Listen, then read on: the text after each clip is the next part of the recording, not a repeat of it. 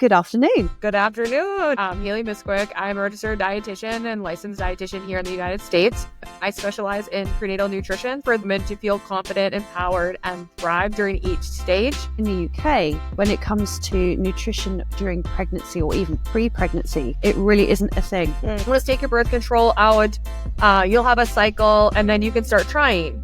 And that was it. Are there certain foods or drinks that can help conceive? Research does show following what they consider the Mediterranean diet can be helpful. The biggest thing on social media is if you're healthy, it's because you want to lose weight, not because you just want to be healthy in mind and body. The messaging of if you're eating healthy and you need to lose weight to get pregnant, it's just not helpful. Make it really simple. This week I'm going to focus on getting 2 servings of seafood in. When I was pregnant, I craved milk. And when you look online and they say, oh, that means you're having a boy. Is it just a pregnancy thing or it's just cravings because you're pregnant? So oftentimes it is like your body asking and lacking something. Pickles.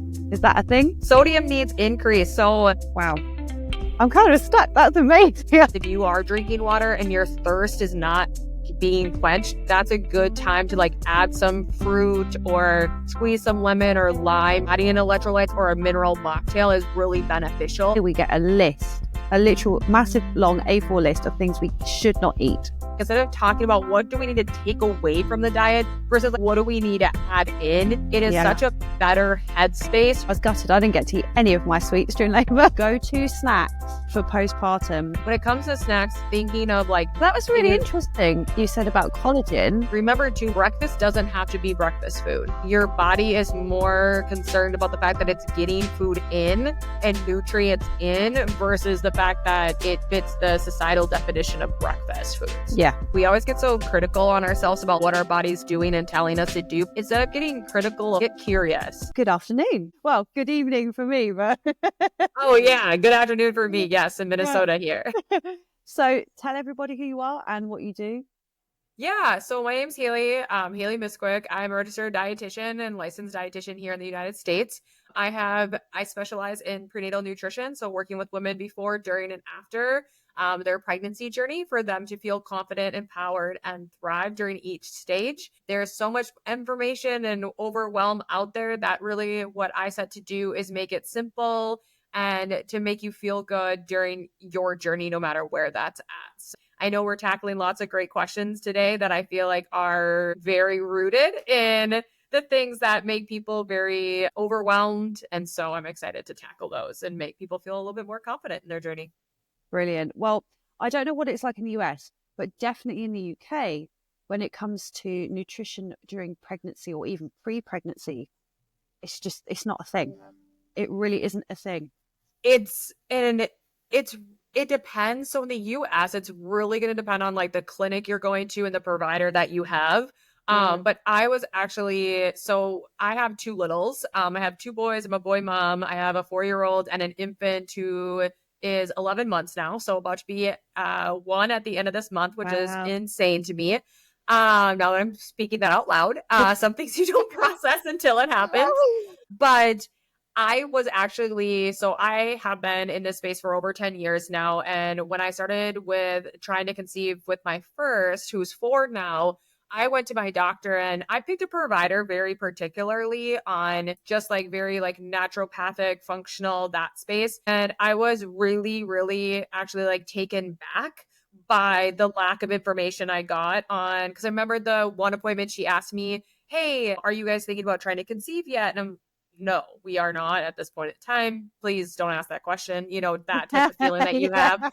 And then the next time I went in for my physical, she asked again, and I expressed that, yeah, we're starting to consider it, talk about timeline on it and all of that great stuff. And the only advice I got from her was, okay, well, when you get closer, just let me know about a month before you're going to start. We'll just take I had an IUD at that point. We'll just take your birth control out. You'll have a cycle and then you can start trying.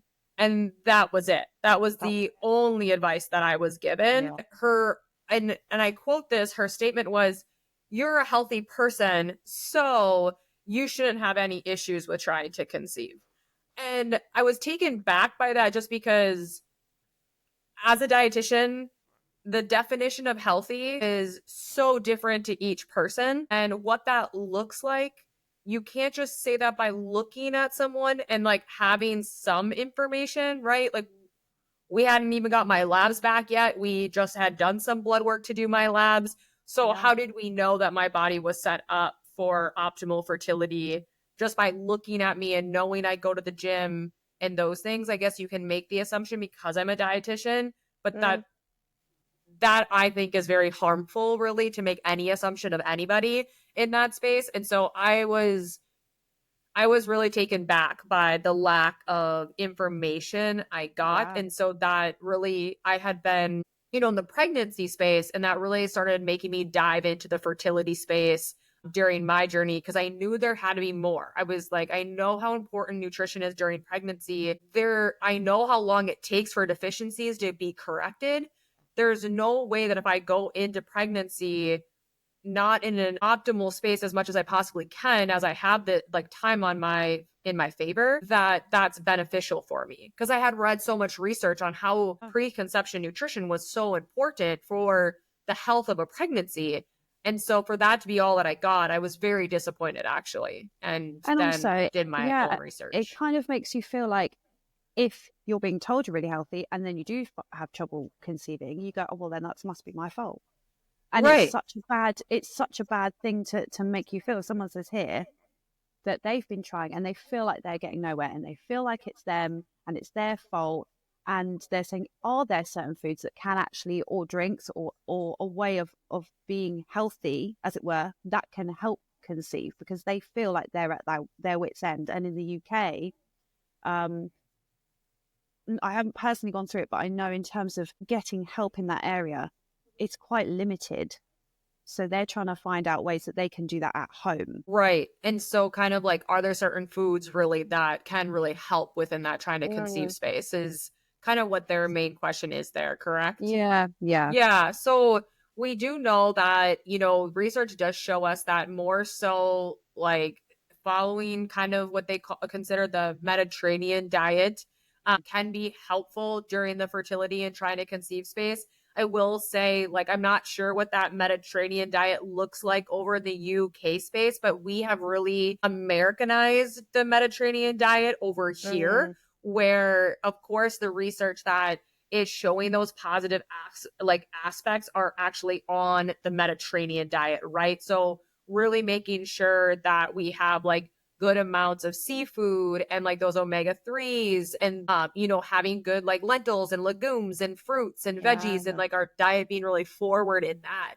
I will say oftentimes, a lot of times though, what I see with clients is a lot of times we are like trying to eat healthy, but a lot of times because we don't know what we don't know, I will find Mm. oftentimes that there are these gaps of where we think we're trying to eat healthy, but we're not like getting enough protein rich foods or we're not eating enough throughout the day. As women, we've been told so much of eating less is best, right? Just through like Yeah. media and all of that. And so Mm. oftentimes I find women in the fertility and trying to conceive space that we're not offering enough resources to our body because our reproductive system, I kind of almost consider it as like a luxury, right? Like our Mm. body will not prioritize that reproductive system if it can't survive with you, right? Like as first, it's like your body is a priority, your reproductive system is the second priority to your body. And so unless you're showing your body that you're going to give yourself enough for you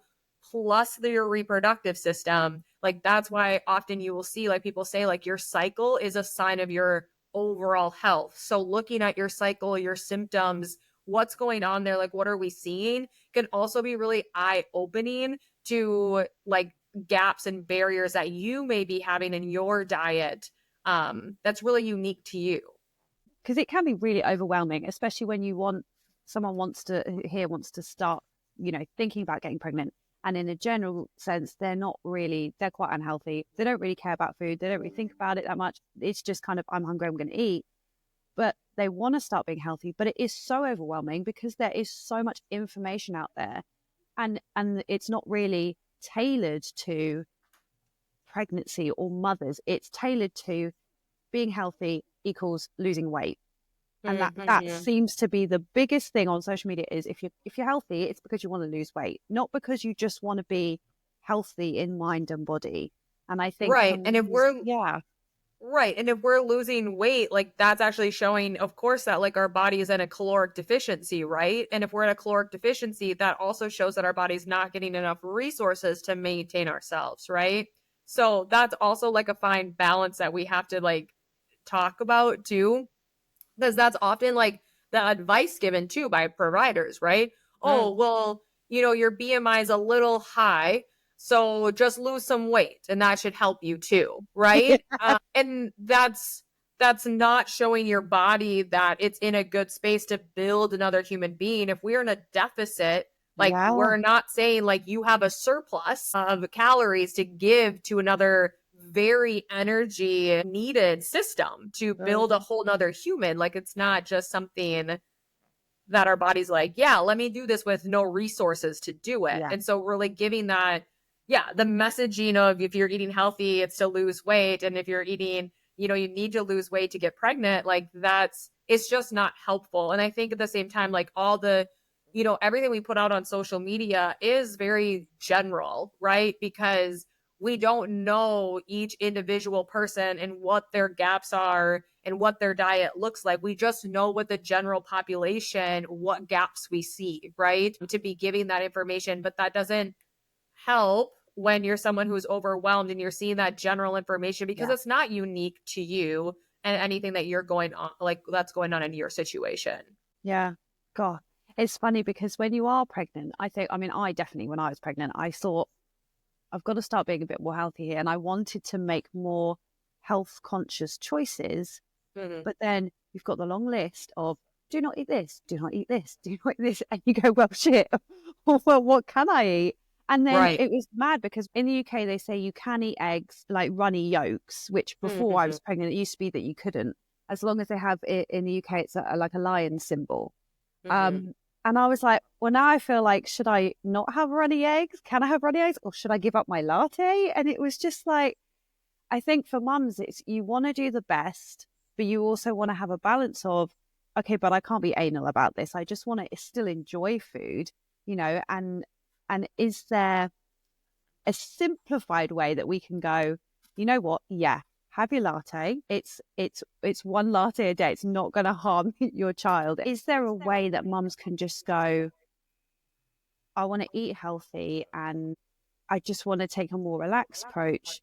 But how the hell are we even going to start that with this long list? So, would you say, in terms of like the Mediterranean diet, is that much more inclusive for mums to go, okay, there's a lot more safe foods there? So I think at the end of the day that it's really looking at your individual diet and like knowing the foods that have the nutrients that your pregnancy needs. Like for instance, like knowing like seafood, like eggs, for instance, have choline, which is really significant nutrient for our pregnancy. And looking at like what are some foods that maybe I'm missing right now, right? Like looking at Yeah. like, hey, like let's take a just a overall look at our intake and maybe it's just like you food journal just like very casually, or even do like a 3 day, like just a recall on your intake and kind of just look at it and like, what are we missing, right? Are we missing fish or seafood on a regular basis? Are we missing like eggs coming in? Are we missing like protein consistently throughout our day, like a source of that?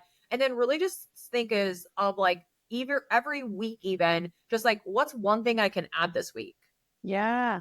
Right? Yeah. Like make it really simple. Like, you know what? This week I'm going to focus on getting 2 servings of seafood in this week. And that's all I'm going to do. Right. And just like really focusing on one thing at a time and Yeah. just kind of letting those habits really stack is really where it's going to be beneficial. When we get into the egg thing and the runny egg yolk stuff, Yeah. really if that comes into like a food like safety space, right?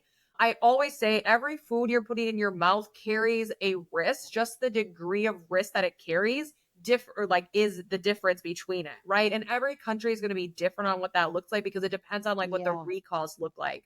But when you're Mm, taking egg yolks and say that that's the only way that you can actually intake eggs during your pregnancy, there we're having to talk a little bit about the pros versus the cons of taking those egg yolks out, right? Because we know it's a good folate source. We know it's a good choline source. Depending on how the, chickens are fed, a DHA source. And there's so many other, the healthy fats. Like that's where all of the nutrient powerhouse of an egg is literally in that yolk. And so if that's the only way you can consume eggs, what are you all missing out versus what that risk is of it, right? Like it's a very low risk in the United States.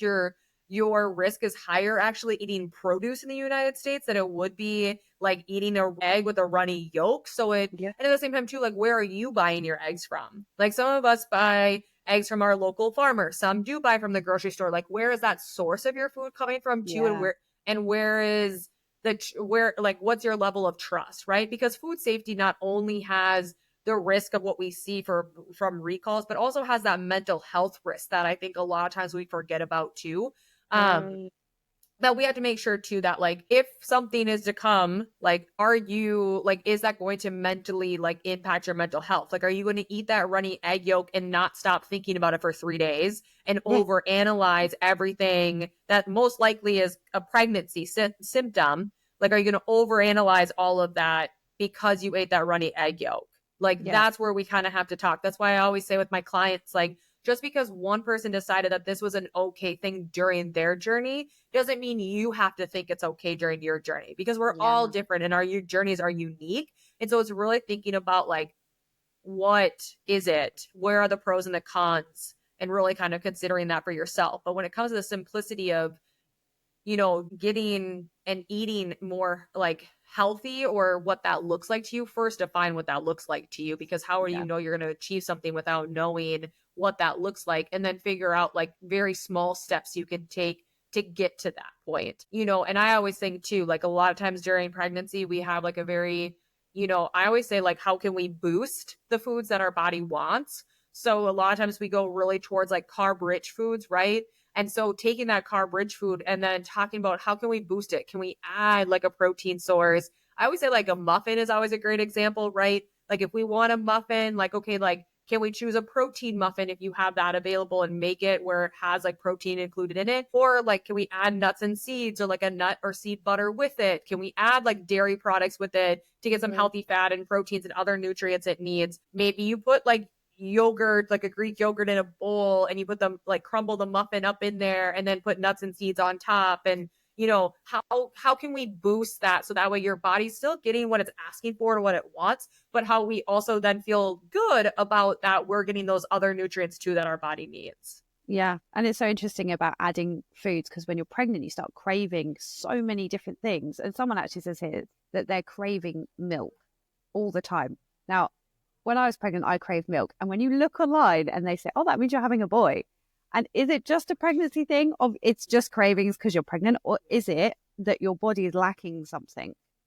So oftentimes it is like your body asking and lacking something. So funny thing is people don't actually realize that milk is actually a really good source of iodine. And iodine is a nutrient that we increase the need of, which is why seafood is a really great thing for pregnancy. And that actually a lot of us aren't meeting that iodine intake need. And so a lot of us crave dairy because of that. I remember like too, during pregnancy, like at the beginning portion of it too, like baby is dependent on our thyroid, right? And then as they get older and they build more, then they have their own thyroid that they can use, but they are dependent on our thyroid. Our thyroid uses iodine. And so if we're deficient in that, then our body oftentimes will crave like dairy products, and milk is a really easy one for our body to get that from. So yes, a lot of times. And I mean, again, you could like look at milk and it has like all these great nutrients and we could like break it down and get crazy with it, right? But oftentimes I see that there's like more so a lack of iodine that's connected there. And that's just because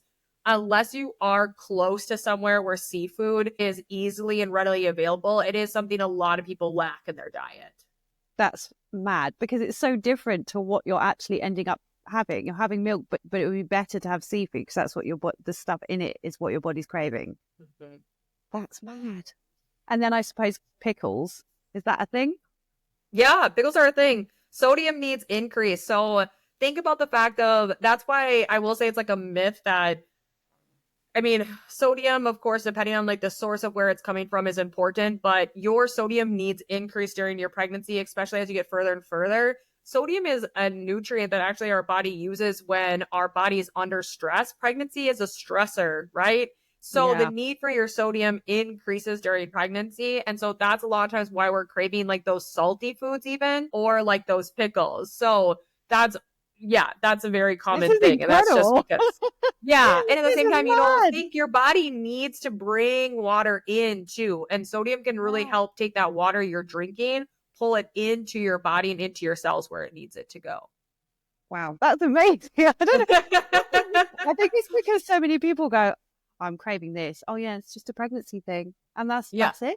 Oh my goodness. Well, Wow. there's Well, so many yeah. things. There's so many things that go along that way too, though. You're like, if you look at symptoms, oftentimes doctors are like, "Oh, you're pregnant, you'll be fine. Like, just bear with it. You only got 9 months, right?" But there's Yeah. like so many things that we can be doing with our diet and our lifestyle to like take control and manage those symptoms. Cravings, a lot of times our body's telling us it needs something, Oh, and yes, still dismissed as in you're pregnant, it's fine. yeah. Or that's also too. I see like things all the time. If like someone's super hungry all the time, Mm. oftentimes there's not enough protein coming in, or like their blood sugars aren't staying stable because they're not like building their meals with like proteins and healthy fats and fiber rich foods too, which is causing that blood sugar to kind of spike and crash, which is then causing that hunger to rev up too. So there's a lot of things that people don't really think about of how our bodies respond with how we are fueling them.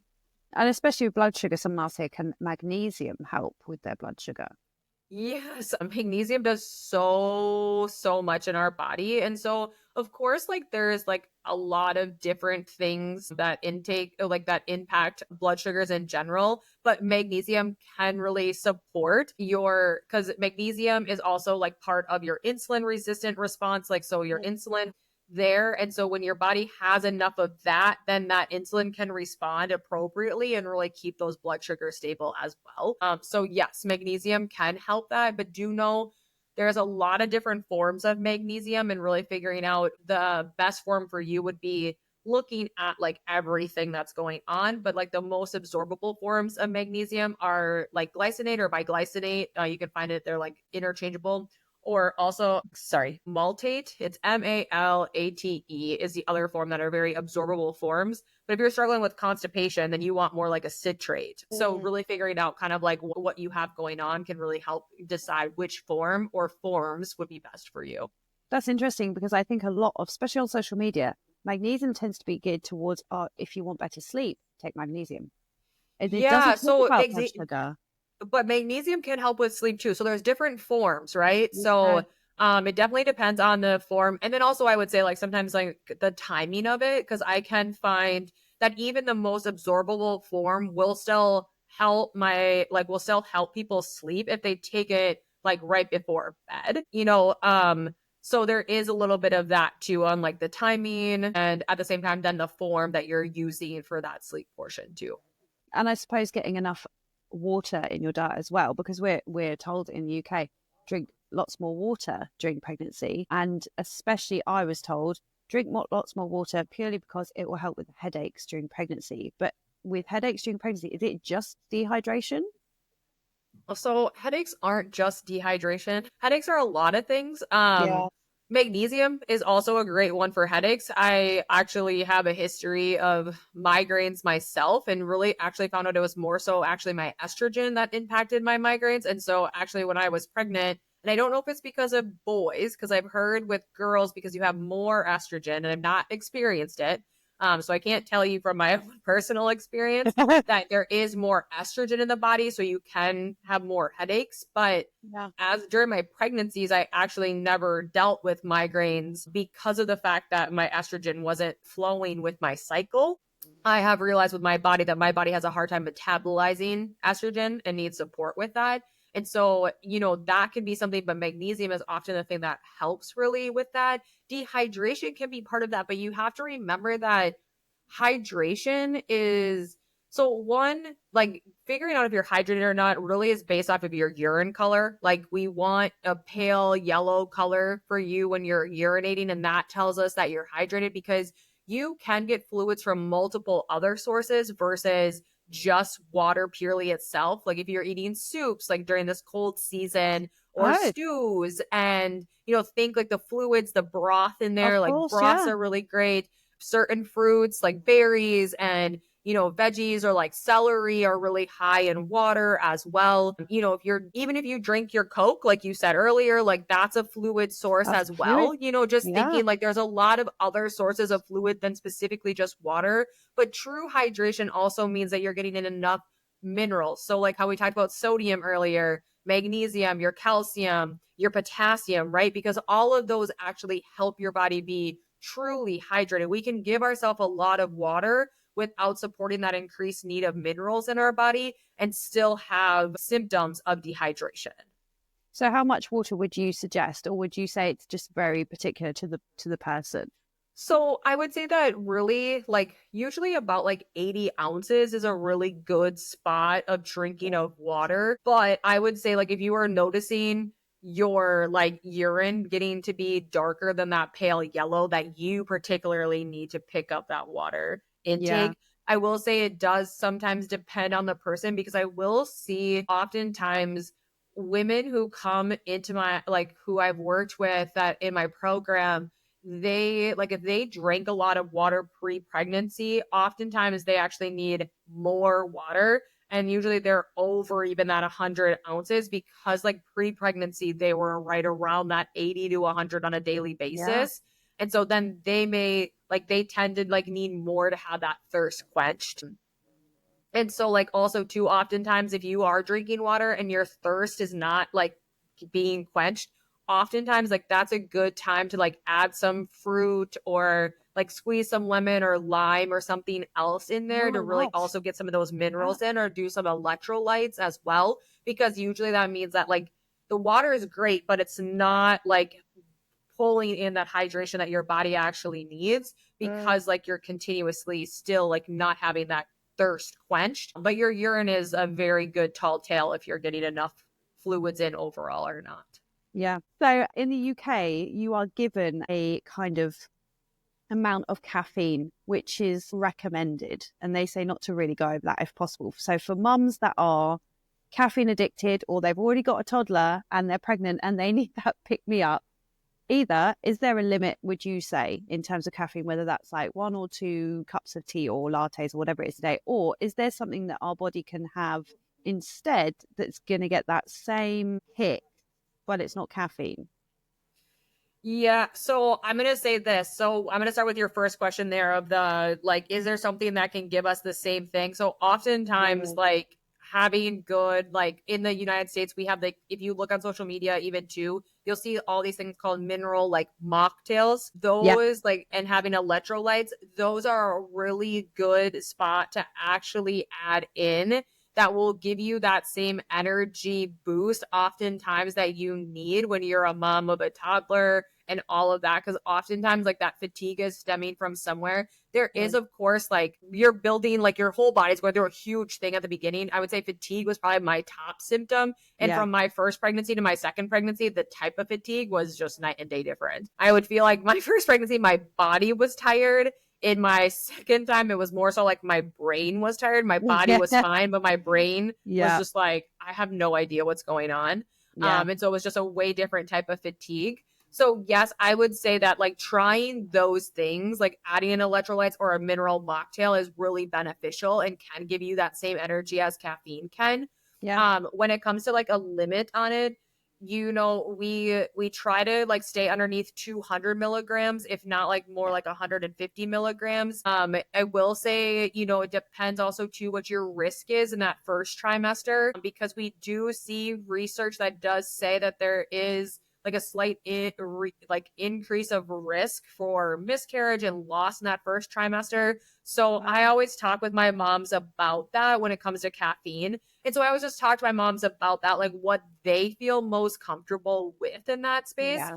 And whether, what I like to do is just kind of before, like when you are in the try to conceive space and you know that you guys are actively trying, just to slowly bring down that caffeine intake, right? Like Yeah. go from 2 cups a day to like a cup and a half, and there's different strategies that we can bring that caffeine down, whether that's, if you're someone who's like, it's like, what do you love about coffee, right? Like, what do you love about that latte? If it's a warm beverage, then maybe we do trade out a tea if that's what you like. If it's the taste, then maybe we talk about like doing a mix of like a full caffeinated with a decaf and doing a little halves and halfsies type of situation. So you can still have your 2 cups, but you're still keeping it underneath that caffeine amount. And so it's just like really looking at like, if it's a taste, then we might do that. Versus if it's just like that warm, hot beverage, then we can talk about other ways to kind of get that warm, hot beverage in. But keeping that intake lower is that it like, and remember too, it's like on average, right? So if you go out to coffee with your friend one day and you're at a coffee shop and you realize that you accidentally went over that limit for that day, don't panic. Remember, like the next day, just make sure you even it back out, right? Because every coffee shop is different. And sometimes their 16-ounce latte is 3 shots of espresso. And sometimes it's, 1 shot of espresso. So, if you find out like, oh my gosh, I had 3 shots of espresso, I didn't even know. That's just like something to remind yourself of, is like either just skip the caffeine the next day or really make sure you just like keep it low the next couple of days just to even that back out.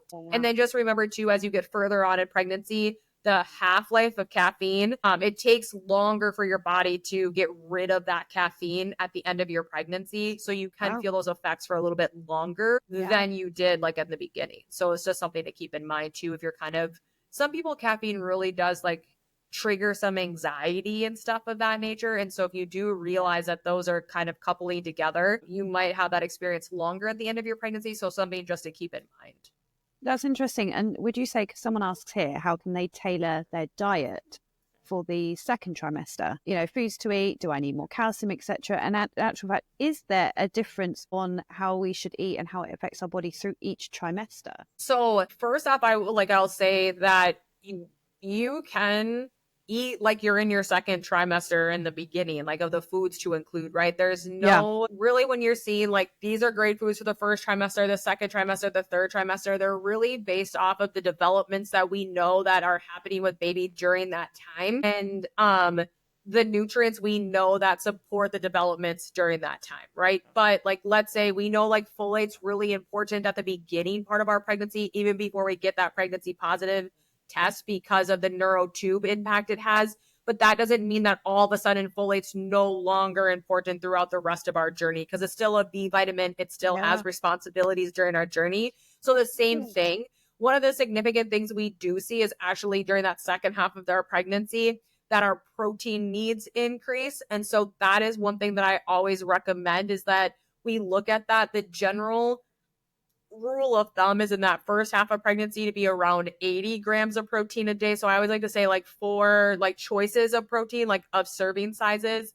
And then in the second half of pregnancy, more towards that 100 grams. And so thinking of like an extra serving of protein. Also too, like what I will say is most of the time in the second half of pregnancy, you might be in the space of bringing foods back in that you weren't able to take in during that first trimester. And so just really like being graceful with yourself and like bringing back in maybe the veggies that you were having an aversion to, or certain protein items you were having an aversion to, or seafood, because oftentimes we can't handle that because of the smell of it during that beginning process, right? Like some of those things become great to have in that second half of our pregnancy, but they're still really good to have during that first time. It's just the first half of our pregnancy. It's just one of those things that we like, sometimes the symptoms keep us from being able to intake those things. Calcium, actually, the needs during your pregnancy don't increase. It's 1,000 milligrams pre-pregnancy as it is in pregnancy. And so there's like this huge emphasis on calcium for some reason. And really at the end of the day, like your needs don't increase. And oftentimes you can meet your calcium needs by like eating a diet with calcium rich foods. And so oftentimes I don't see this as a space of a necessity for like supplementation or anything like that, because most people are meeting it, because oftentimes dairy products are a very easily tolerated source of like protein and those things in that first half too. So it's usually not something that we need to like pick up in the second half at all. And there's a lot that actually goes into bone development. I know that's what the calcium thing was about, right? Like vitamin D is a part of that. Calcium is a part of that. Your minerals are a part of that. DHA is part of that. Like there's so many other things too, that just making sure you kind of have a well-rounded diet of bringing in those things is going to be really helpful throughout your journey. And I suppose it can get really overwhelming, especially when you're a first-time mum or your first time being pregnant. And I think someone says here that they're really overwhelmed by the list of things, because I don't know if it's in the US you get this, but in the UK we get a list, a literal massive long A4 list of things we should not eat. And it doesn't say like it's the law or anything. It just says don't eat it because, and then it will have the risks under each thing. And someone says, I don't even know what I'm supposed to eat because I'm so overwhelmed by the amount of it. And I suppose we touched on this earlier. At the end of the day, it's if it's going to mentally affect you and you're going to worry about it, don't eat it, really. Yeah, so when you see that list and stuff, it's really again, and I think like there again, like that what we talked about earlier with like the pros and the cons, like there are some things where I would totally like from the US perspective on like the risk of them would say like that's not a great idea. But there's so many things that we can reduce risk with a lot of the things that do usually fall on that list. And so I think when we focus on the things that we can't have, that's where we really get down this like negative can't have spiral versus when we focus on the things that we can have and that we need to like add in, right? Like instead of talking about what do we need to take away from the diet versus like what do we need to add in, like it is such a better headspace for us and seems so much more tolerable and manageable versus it's just like we are made to be like the species where you say like you can't have this. It's like your toddler. If you have one of those at home, you tell them not to do it, and all of a sudden it becomes like a trophy to be able to do it, right? And I think like our minds as adults, it works that way. Like when we're told we can't have this or we're taking it away from ourselves, it becomes such like a higher prized thing to have instead of focusing in on like what can we have and having a list of the things that we are already eating that aren't on that list, right? And then what are some things that we can like bring in just to be adding some more nutrition to our diet so that way we can meet our nutrient needs during our journey. Yeah, and I suppose especially when you're in labor, so we've gone all the way through and we're in labor, and people say, because I did a hypnobirthing course, and they said bring snacks. I didn't eat anything my entire labor. I just didn't. But someone says here, can I just bring a bag of sweets for energy? Is that really a big deal, or is there something that I can bring that is gonna give me that sweet kind of, I'm craving that sweetness, but it's a bit healthier? Is there a better option? Or actually, in fact, when you're going through labor, have what the hell you want? The thing is oftentimes like during labor, like when we're actually in like active labor, right? Like, there's like this early labor space and then there's like this active labor space. That early labor space is kind of like things are revving up, they're getting going. But a lot of times during that active labor space, you cannot really have sometimes an appetite. So I think of like, I've even heard this from midwives too, like sweets are just fine to have during that time. Bringing things too that are going to be like honey sticks were something that was like recommended to me because again, you can like just go like this and like take that honey and it's like a burst of energy, just like those sweets are. And so really what you're thinking about is like easy, tolerable ways to keep your energy up. And like we do want it to be fast carbs. We don't want it to be these complex carbs, right? Because our body does not have time to be digesting food at the same time that is trying to get your baby out of your body. So that's why like the faster they are. So like that's like the honey sticks. Like some people like to sip on like coconut water or like some people enjoy sipping on bone broth too, where it's bringing in some nutrients, but it's more of like a liquid source. You could also do like you can make like your own gummies if you want to, like that's also something you can do. But also cooled teas can be helpful, like red raspberry leaf tea, but like cooled, and you can sweeten it too if you want to. But really you're thinking about how can I stay hydrated as I'm going through this really active process of labor, and how do I keep those fast carbs coming in like you're running a marathon, right? Without it being something that's going to like impact your digestive system. So that's what I think of. So if sweets are something that you can tolerate and they don't like upset your stomach or something of that, because some people they do when they're in a very like fight or flight mode, because really that's where your body is going during labor. Oftentimes your mind may not be there if you've got a great hypnobirther going Yeah. on, because usually you're calm, cool, and collected during that process. But Trying. you're trying, right? But just thinking of that, like quick, fast carbs and hydration. And that's because like we're in a marathon space here right now. Our whole goal is to keep you fueled and having energy to continue to be strong and empowered and to use everything your body has to bring that baby earth side. And we just want you to be strong at that point, right? And have that energy you need to. And so that's also though where I will say like I've seen people like they don't have an appetite because their body, that's how their body is, or they also vomit during that time because that's how their body is. Yeah. Some people are just naturally more like vomiting people than others. And like that's their way of working through stuff. And so just know that bring the things with, but don't have expectations for them. I know, I was gutted. I didn't get to eat any of my sweets during labor. Yeah, like and that's where I'm saying, like some people don't even have appetites and they're just drinking water and like that's all they've got in them, right? It does depend on also where you're birthing, because sometimes that can also put limitations on what you're able to have and can't have too. Yeah, but after birth, that hunger hits. That tea and toast or whatever you want after, and someone says here postpartum, so it could be straight after birth, but in general, you don't have time. And this person says, I'm already lazy with food, but I know I need to be prepared. Go to snacks for postpartum that we can pick up, even if we're really good and we pre-make snacks before we even give birth. But if there's some snacks we can just pick up during postpartum that we're not going to have to think about too much of making it or preparing it, and it's just quick and easy to go, what would you recommend? Yeah. So first off, if you can drink bone broth, I would highly recommend that. Like thinking of like a bone broth and like a nice tea, like teacup, like that has lots of nutrients to really help with that healing process. And so sipping on that throughout your day can be really helpful. And if you can get it in like a box, like we do here, you just pour it, warm it up, drink it, call it a day. I know in the UK, tea is a big thing.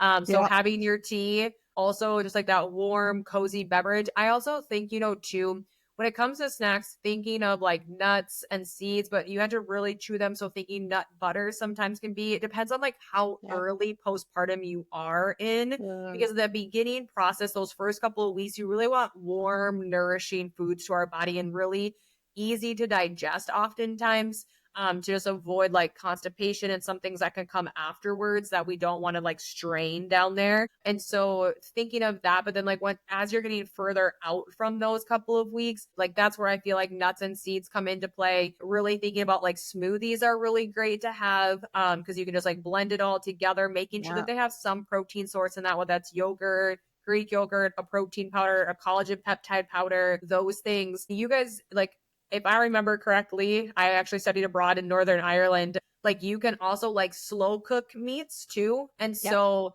thinking of putting meat just into like a slow cooker can be really helpful just to be able to pull from that, because slow cooked meats actually have everything that like collagen peptide powders have. So that glycine amino acid that we need for like our skin, that healing of our tissue and all of that is provided in those slow cooked meats and also like dark meats. And what I love about that is if you throw like something big in like a slow cooker, what I would do then is that when your significant other comes home, like either asking or kind of passing the baby for just a little bit and just like putting it in like small individual portions for yourself to be able to pull through when you're not able to do that can be really helpful there too. Lactation cookies, lactation balls, like protein balls, protein bars, protein shakes can be really helpful.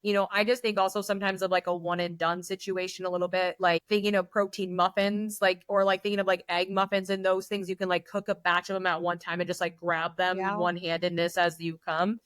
But also like dried unsweetened fruit is really great during that time.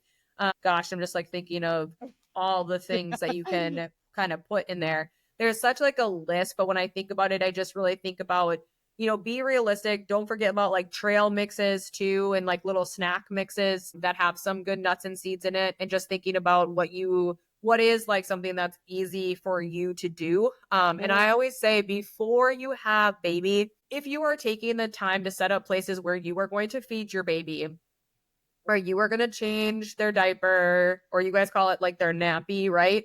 Yep. Where you're going to change their nappy, like think about the fact of making sure that you have those one-handed snacks, like those bags of trail mix, maybe like protein bars, nuts and Yeah. seeds, those things in that same spot, In the right? same So spot. that way, when Yeah. you're nap trapped or you are nurse trapped, whatever that looks like, you are able to also like grab from that and put it in there. And don't forget like your little diaper bag that you're bringing to all your appointments with you. Not only do you need to have things in there for baby, but pack some snacks in there for you too. Because it never fails that you get to a doctor's appointment and then you're about to leave and baby needs to nurse, or baby has a blowout or something that makes you be there longer than you want to be there. And then you're hungry at the same time. And oftentimes we just don't eat, or we grab something that's maybe not what we would like to grab. And so just making sure you also pack that bag with snacks too. If you have leftover from your hospital bag snacks that you didn't get during your labor and that process, put those in that diaper bag or leave them there, so that way they're just there when you need them in the future. I always say, remember, your future self will thank you for certain things, and having those snacks that you can grab is something that your future self will be thankful for. Because that was really interesting. You said about collagen. You say that's really beneficial for postpartum. Yeah, it is very beneficial for postpartum. But remember, like I said, we can get that from foods too, because it really helps. Our need for that glycine amino acid increases during our pregnancy because of like the tissue, the bones, and all that stuff that we're building. And then like postpartum, it really helps with that recovery process of the tissue repair and all of that, and like the uterus shrinking and all of that fun stuff. But remember, you can get that from foods, right? You can eat pork rinds. That's a good source of it. Bone broth is a good source of it. Slow cooked meats, dark meats, like those different on the bone meat. Those are all great sources of glycine, where you don't need the collagen powder on top of it if you're getting a good amount of those things. So things like stews and those that have like those slow cooked meats in it, or also have bone broth in it, are really good sources for that. And I suppose, I mean, I know during pregnancy, I really went off chicken, and every time I had chicken, it made me feel like I thought I was eating raw chicken, and I felt so sick. And even now, postpartum, I can't really eat chicken that much. And someone said here, are there any breakfast ideas that don't include meat? And I think a lot of people during pregnancy, and it may continue postpartum, especially when it comes to meat, they just get like you said with seafood, they get really put off with it. And is there some vegetarian options that's going to get all that nutrients that we all need as well?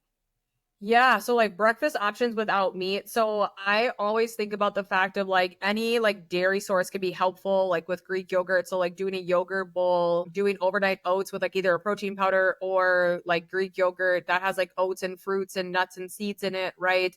Thinking about like you can take like a sprouted tofu or like a tempeh and like make that into scrambled eggs, actually, by like putting like turmeric in it, like to give it a little like of that yellow coloring when you're in that postpartum space.